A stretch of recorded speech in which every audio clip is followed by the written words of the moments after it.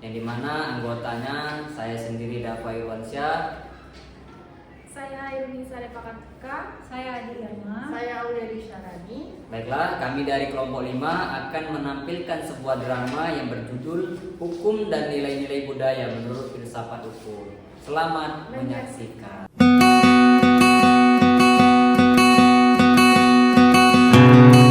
Oh my God! Wow!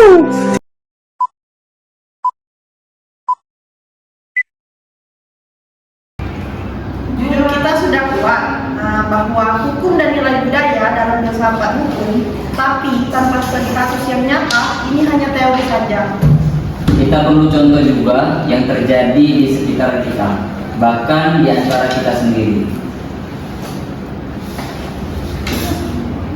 Kalau kita jadikan diri sendiri sebagai subjek kasus, misal perebutan tempat belajar yang sering terjadi di taman kampus, bagus, tidak perlu orang lain, kita bisa menciptakan diskusi hukum dari hal yang sederhana. Ini kan tempat juga kami belajar. Kok kalian duluan tanpa ngabarin? Kami datang lebih cepat. Logikanya siapa yang datang dulu berhak pakai duluan. Tapi kan ini fasilitas bersama, hak semua orang. Kalau hanya dahulu datang yang menang, nilai kebersamaan hilang. Kalau ikut logika formal, first come, first served bisa dianggap adil. Tapi dari perspektif budaya tidak sesederhana itu. Inilah contoh ketika hukum positivistik dan nilai budaya bertemu dan bentrok.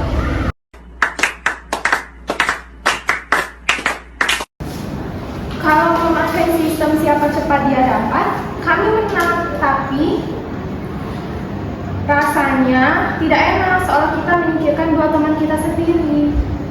Dan budaya kita Indonesia tidak membentuk kita menjadi individu yang menang sendiri. Musyawarah adalah hukum sosial yang tidak tertulis tapi ditaati dengan nilai.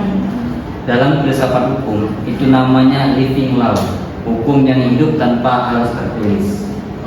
Bagaimana kalau meja tetap dipakai berempat? Kita bagi ruangnya, bukan rebutan ruang. Nilai gotong royong kita terus berjalan, keadilan kita tercapai. Aku baru paham, hukum tidak perlu pasal, akan tetapi itu terus berjalan. Benar, hari ini kita menyelesaikan masalah tanpa aturan formal. Yang bekerja justru nilai budaya dan moral sosial. Kalau kita kekeh dengan ego masing-masing, tidak ada yang menang, tapi musyawarah membuat semua pendapat bagian yang adil. Ya benar, hukum yang manusiawi adalah hukum yang lahir dari hati, bukan hanya dari teks. Hukum tidak harus keras untuk disebut dengan hukum. Ia menjadi utuh ketika selaras dengan budaya. Dan kita berempat orang yang sudah membuktikannya hari ini. Hukum hidup karena manusia menjaganya.